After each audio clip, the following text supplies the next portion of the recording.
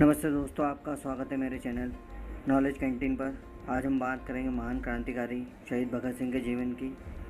भगत सिंह का जन्म 28 सितंबर 1907 को जिले लायलपुर के बंगा में हुआ था, अभी जो पाकिस्तान में स्थित है। इनके पिता का नाम किशन सिंह, माता का नाम विद्यावती कौर था। भगत सिंह के चाचा गदर पार्टी के समर्थक थे, इसीलिए बचपन से ही भगत सिंह के मन में देशभक्ति भावना ने जन्म ले लिया था। भगत सिंह करतार सिंह सराभा को अपना गुरु मानते थे। करतार सिंह सराभा ने ही गदर पार्टी की स्थापना की थी। भगत सिंह की 5वीं तक की पढ़ाई गांव में ही हुई।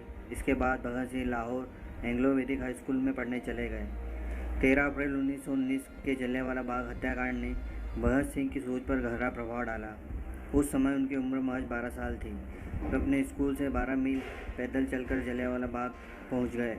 इस घटना के बाद उन्होंने अपने देश को अंग्रेज़ों से आज़ाद कराने का प्रण ले लिया और छोटी सी उम्र में ही भगत सिंह ने गांधी जी के असहयोग आंदोलन में बढ़ चढ़ के हिस्सा लिया।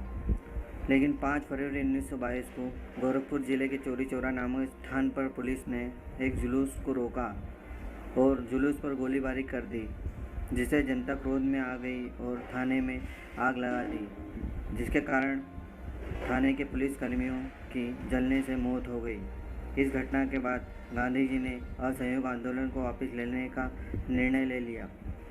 गांधी जी के असहयोग आंदोलन को वापस लेने के निर्णय के कारण भगत सिंह के मन में गांधी जी के प्रति थोड़ा रोष उत्पन्न हुआ। हालांकि भगत सिंह गांधी जी का सम्मान करते थे, लेकिन वे देश को आज़ाद कराने के गांधी जी के अहिंसात्मक आंदोलन से अलग हो गए और क्रांतिकारियों के साथ मिलकर देश को आज़ाद कराने का बीड़ा उठाया। भगत सिंह ने अपने कॉलेज की पढ़ाई बीच में छोड़ दी और सुखदेव, राजगुरु तथा अन्य दोस्त क्रांतिकारियों के साथ मिलकर अपनी पार्टी नौजवान भारत सभा बनाई और देश को आज़ाद कराने की लड़ाई में कूद पड़े। काकोरी कांड के बाद जब अंग्रेजों ने क्रांतिकारियों को पकड़कर फांसी दी तथा कुछ क्रांतिकारियों को आजीवन कारावास की सजा सुनाई, इस घटना के बाद भगत सिंह ने अपनी पार्टी नौजवान भारत सभा का विलय हिंदुस्तान रिपब्लिकन एसोसिएशन में कर दिया तथा इसे नया नाम दिया हिंदुस्तान सोशलिस्ट रिपब्लिकन एसोसिएशन। 1928 में साइमन कमीशन के बहिष्कार के लिए देश भर में प्रदर्शन हुए। अंग्रेजी हुकूमत ने प्रदर्शनकारियों पर लाठीचार्ज का हुक्म दे दिया। लाठीचार्ज में इस प्रदर्शन की अगुवाई कर रहे लाला लाजपत राय के सिर में चोट लग गई और बाद में उनकी मृत्यु हो गई। इस घटना से सभी क्रांतिकारियों को बहुत गहरा धक्का लगा और उन्होंने लाठीचार्ज का हुक्म देने वाले अंग्रेज अफसर स्कॉट को मारने की योजना बनाई ताकि अंग्रेज हुकूमत से लाला लाजपत राय की मौत का बदला लिया जा सके। फिर 27 दिसंबर 1928 को 4:15 बजे पुलिस चौकी के पास भगत सिंह और राजगुरु ने स्कॉट की जगह गलती से पुलिस अफसर सैंडर्स की गोली मारकर हत्या कर दी और लाला लाजपत राय की मौत का बदला लिया।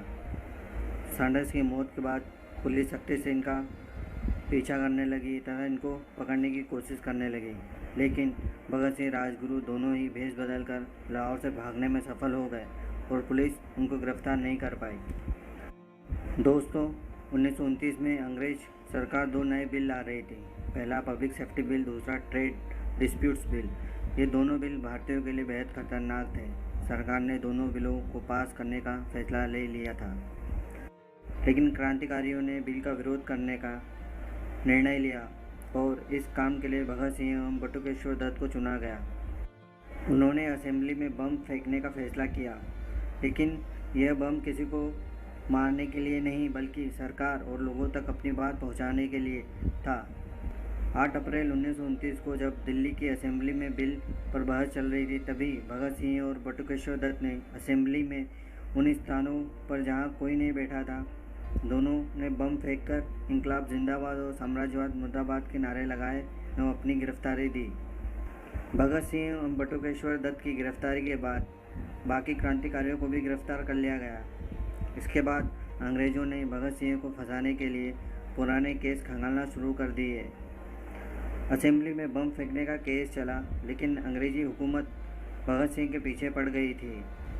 उस समय सुखदेव, राजगुरु भी जेल में ही थे और इन तीनों पर सैंडर्स की हत्या का आरोप था।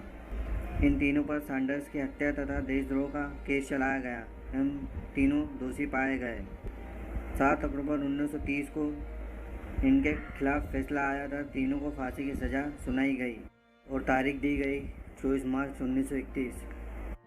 दोस्तों, भगत सिंह करीब 2 साल जेल में रहे। जेल में लेख लिखकर अपने क्रांतिकारी विचार व्यक्त करते रहते थे तथा जेल में उन्होंने कई क्रांतिकारियों के जीवन के बारे में पढ़ा। दोस्तों, जेल में कैदियों के साथ अच्छा व्यवहार नहीं किया जाता था तथा उन्हें अच्छा भोजन भी नहीं दिया जाता था।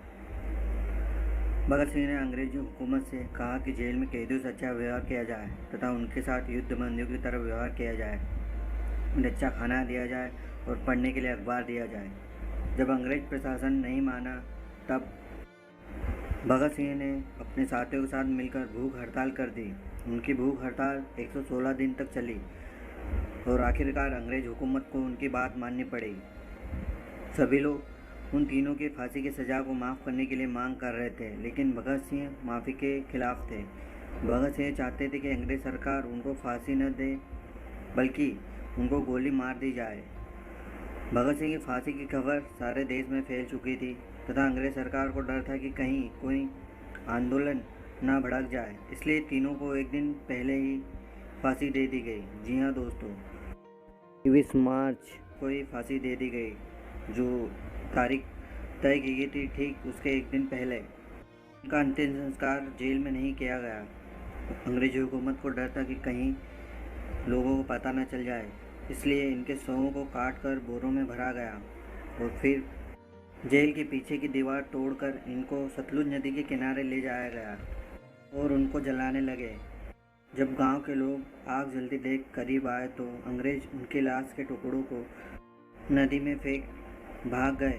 फिर गांव के लोगों ने उनके मृत शरीर के टुकड़ों को एकत्रित कर विधिवत दाह संस्कार किया।